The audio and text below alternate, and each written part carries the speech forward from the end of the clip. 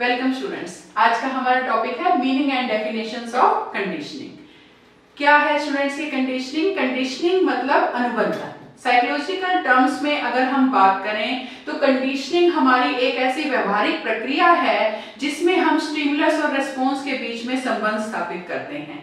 Mainly अगर इसे बिल्कुल अगर हम सिंपल वर्ड्स में बात करें तो ये एक तरह की ट्रेनिंग है जिसमें कि हम दिए गए एनवायरनमेंट में जो कि हम स्टिमुलस देते हैं उसके अकॉर्डिंग उन रेस्पॉन्सेस की हम कोशिश करते हैं, रेस्पॉन्सेस हमें मिलते हैं जो कि हम चाहते हैं। मतलब एक तो हमारा नेचुरल स्टिमुलस होता है, एक हमारा एनवायरमेंटल स्टिमुलस होता है। तो इसमें हम अलग अलग तरह के स्टिमुलस देके वो रेस्पॉन्सेस प्राप्त करते हैं जो कि हम चाहते हैं। मतलब हम इस कंडीशनिंग की वजह से एक व्यवहार, मानव व्यवहार में या किसी के ऊपर जिसके ऊपर भी हम ये कर रहे हैं क्रिया, चाहे वो मानव के ऊपर कर रहे हैं, मनुष्य के ऊपर, या हम किसी भी हम एनिमल के ऊपर, जीव जंतु के ऊपर हम कर रहे हैं, तो हम उसके बिहेवियर में जो हम चेंजेस चाहते हैं वो हम कंडीशनिंग की वजह से कर सकते हैं। मेनली हम इसे एक ट्रेनिंग तरह का नाम देंगे। मतलब दिए गए वातावरण में हम व्यक्ति के व्यवहार को बदलने की, जो हम चाहते हैं हैबिट डेवलप करने की कोशिश करते हैं और इसी पूरी प्रक्रिया को हम कंडीशनिंग कहते हैं। Conditioning in psychology is behavioral process whereby a response becomes more frequent or more predictable in a given environment as a result of reinforcement. मनोविज्ञान में कंडीशनिंग एक ऐसी व्यवहारिक प्रक्रिया है जिसमें रेनफोर्समेंट यानी पुनर्बलन की वजह से दिए गए वातावरण में प्रतिक्रिया बार बार होती है, सही होती है, या हम ऐसे कहें उम्मीद के मुताबिक होती है। मतलब जो हमारा ये कंडीशनिंग का प्रोसेस है ये एक तरह की हमारी व्यवहारिक प्रक्रिया है जो कि ये बताती है कि अगर सही दिशा में सही रूप से रेनफोर्समेंट दी जाए तो हमारी प्रतिक्रिया सही होगी, उम्मीद के मुताबिक होगी। मतलब यहाँ पे स्टिमुलस और रिस्पॉन्स की बात की जा रही है कि स्टिमुलस किस तरह से दिया जाता है, कैसे हमें रिस्पॉन्स मिलते हैं। Early in 20th century, psychologists in Russia, England and USA developed the procedures, observations and definitions of conditioning. 20th century में साइकोलॉजिस्ट जो कि रशिया के साइकोलॉजिस्ट थे, इंग्लैंड और यूएसए के, उन्होंने कंडीशनिंग का प्रोसीजर, ऑब्जर्वेशन, डेफिनेशंस वगैरह काफ़ी डेवलप करी, बनाई।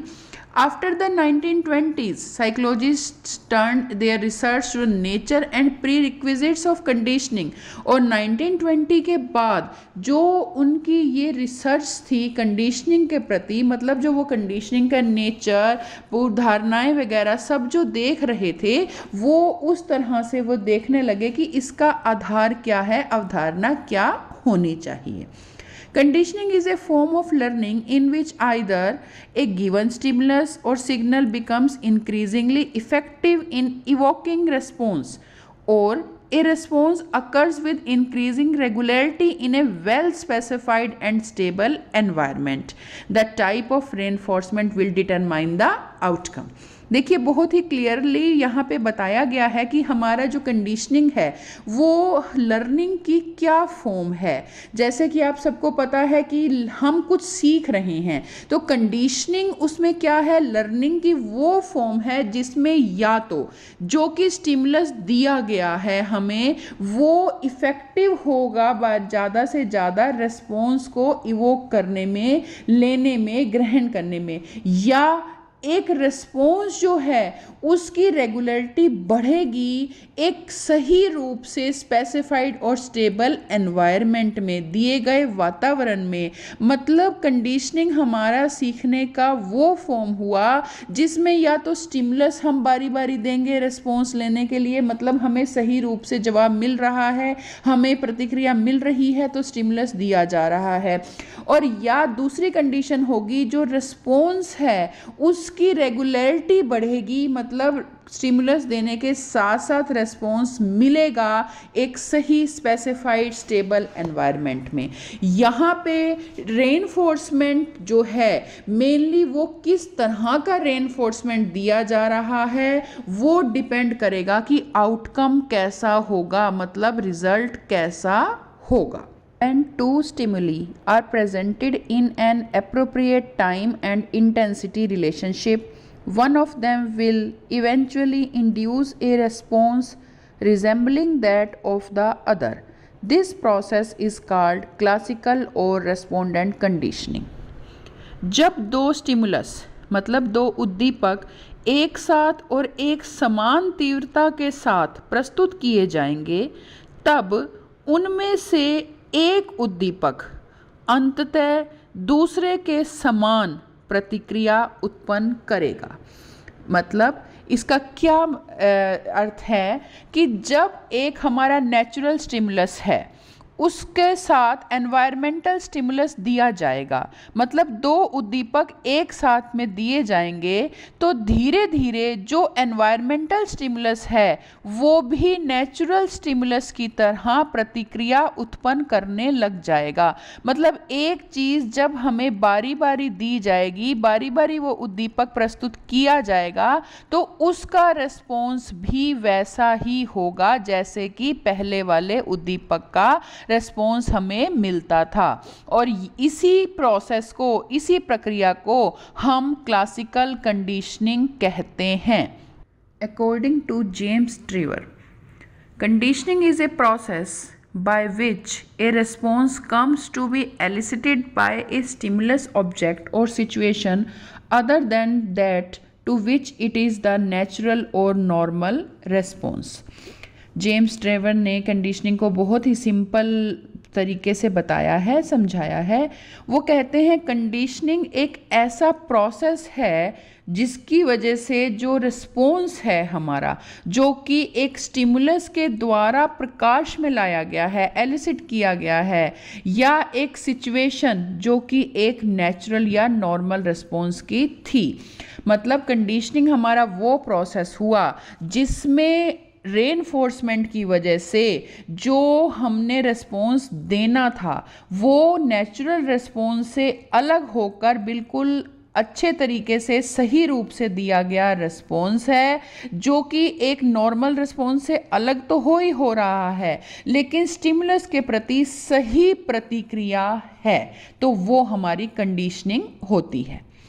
According to Lefrancois, conditioning is a such a process by which an association between stimulus and response get established. लैनफ्रांसिस कहते हैं कि कंडीशनिंग हमारा एक ऐसा प्रोसेस है जिसकी वजह से स्टिमुलस और रेस्पॉन्स में एक एसोसिएशन एस्टेब्लिश होता है। मतलब स्टिमुलस और रेस्पॉन्स में इस तरह का सही से एसोसिएशन हो जाता है कि सीखने वाला जब कोई उद्दीपक को देखता है, उसे उद्दीपक दिया जाता है, तो वो सही रिस्पॉन्स देता है।